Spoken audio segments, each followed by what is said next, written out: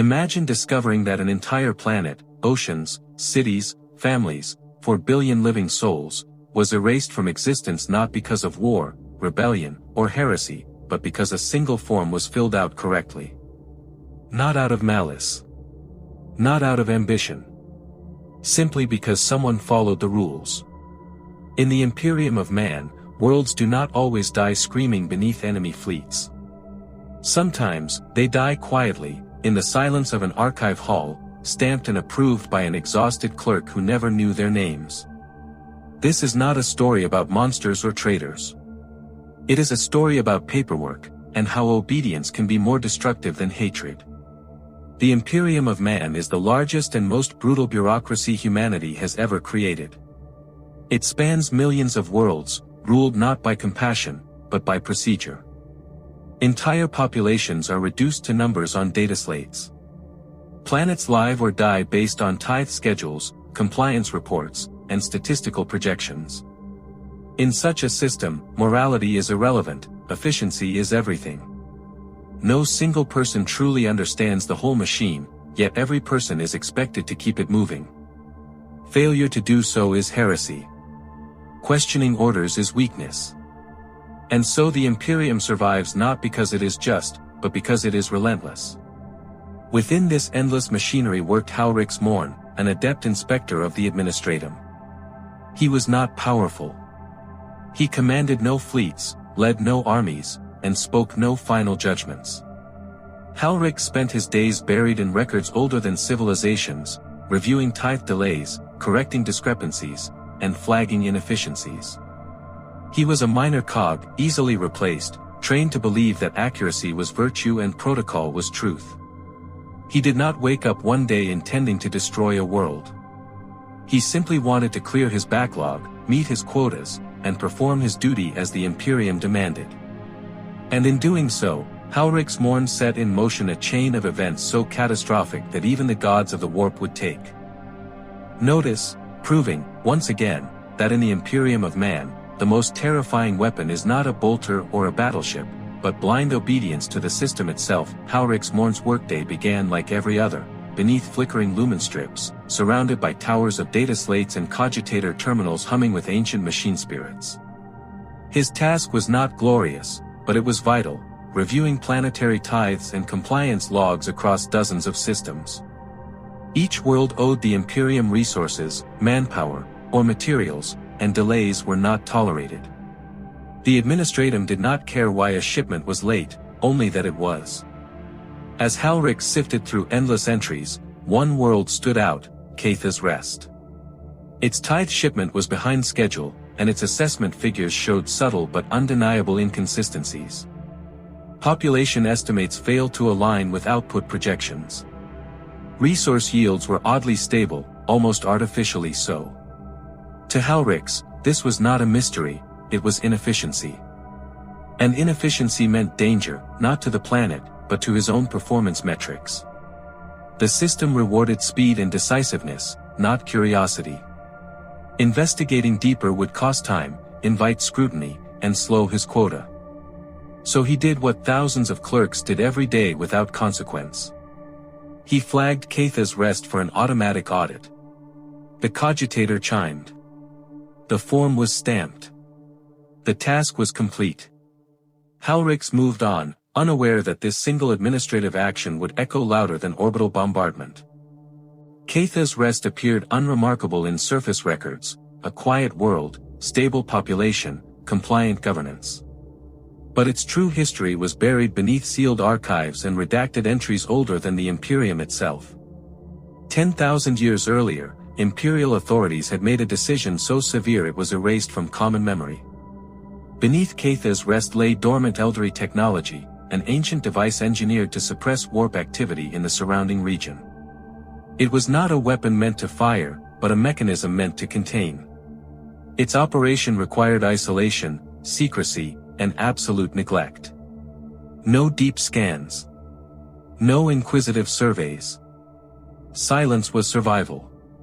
The planet's irregular data was intentional, carefully curated to appear dull and unimportant. For millennia, the system held. The Eldari device slept, reality remained stable, and the Imperium benefited without ever acknowledging the danger beneath its feet. But secrecy only works when no one asks questions. Halrix's audit flag pierced layers of forgotten safeguards. Automated systems initiated deeper scrutiny. Survey vessels were dispatched. Long-dormant sensors were awakened. The containment was never designed to withstand Imperial attention. With every scan and transmission, the ancient technology stirred, its purpose misunderstood, its balance destabilized. The prison walls began to crack, not through malice, but through compliance. As Imperial vessels arrived in system, their augurs probed deeper than Caith's rest had known in 10,000 years. The Eldari device responded as it had been designed to, defensively. Warp suppression fields destabilized, no longer calibrated to their original parameters. Psychic pressure built like a rising tide. Astropaths screamed of static and distortion. Navigation became unreliable. Then reality itself tore open. A warp rift blossomed above the planet, raw and violent, bleeding unreality into real space. Time fractured. Gravity warped. Those sensitive to the warp felt something ancient and furious awakening. Panic spread through the fleet as commanders realized this was no rebellion, no chaos incursion they could simply burn away. This was a wound in existence itself. The rift expanded with terrifying speed, threatening nearby systems. Attempts to stabilize it only worsened the damage. The Eldari technology, misunderstood and disturbed, was now actively tearing the veil it once suppressed. In that moment, Caith's rest was no longer a planet, it was a liability. And liabilities in the Imperium are not negotiated with. They are erased. The arrival of the Inquisition sealed Caith's rest's fate. Inquisitor Valeska Thorn assessed the situation with cold efficiency. She did not ask who was responsible. She did not seek blame. Those questions were meaningless now. Her concern was scale. The warp rift was growing. Left unchecked, it would destabilize neighboring systems, invite demonic incursions, and doom billions more. Containment was impossible. Evacuation was a fantasy. The Eldari device could not be safely shut down. Thorn understood the brutal arithmetic of survival. Sacrifice one world, or lose many. Her order was swift and final, Exterminatus. Cyclonic torpedoes were authorized. Virus bombs prepared. The fleet repositioned with mechanical precision. There was no ceremony, no final transmission to the surface. Mercy was inefficient. The order was carried out exactly as written, because deviation would only invite disaster. Fire consumed Caith's rest. Atmosphere ignited. Oceans boiled. Cities disintegrated in seconds. 4 billion lives ended not in rebellion or defiance, but confusion and terror. The planet cracked, burned, and was reduced to drifting ash. The warp rift collapsed, starved of its catalyst. Reality stabilized. The threat was gone. In Imperial records, the incident was logged as a successful containment action. A dangerous anomaly neutralized. Acceptable losses incurred. The ledger balanced. Halrix Mourn learned of Caith's rest weeks later, through a commendation notice. His audit flag had been cited as an example of diligence and efficiency. His attention to detail had prevented a larger catastrophe. He was promoted, his responsibilities expanded, his performance metrics exemplary. No one mentioned the planet. No one mentioned the dead. To the Imperium, the outcome was correct. The system had worked. But Halrix could not forget. He understood now that his obedience had pulled the trigger, even if someone else fired the weapon. Every promotion felt like mockery. Every stamp echoed with screams he alone seemed to hear. The Imperium saw success. Halrix saw a world erased because he did exactly what he was trained to do. And in that realization lay the Imperium's greatest horror, not that it destroys worlds, but that it does so flawlessly, without ever admitting it was wrong. Caith's rest no longer exists.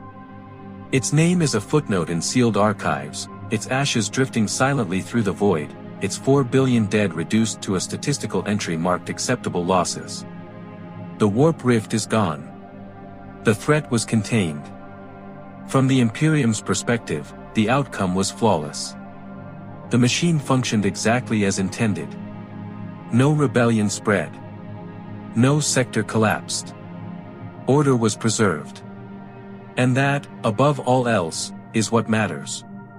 Halrix Mourn continued his service.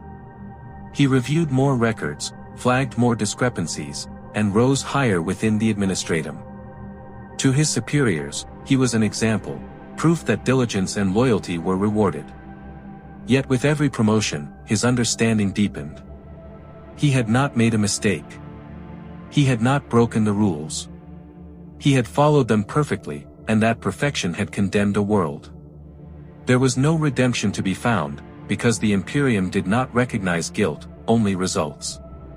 This is the true lesson of Caith's rest. The greatest atrocities of the Imperium are not always born from cruelty or hatred, but from indifference. A system so vast that no one is responsible, yet everyone is complicit. Where obedience is virtue, questioning is heresy, and morality is buried beneath procedure. In such a regime, the most terrifying disasters do not begin with explosions or invasions, but with a simple decision to do one's duty. Because in the Imperium of Man, a planet can die screaming. And somewhere, in a quiet archive hall, the paperwork will still be correct.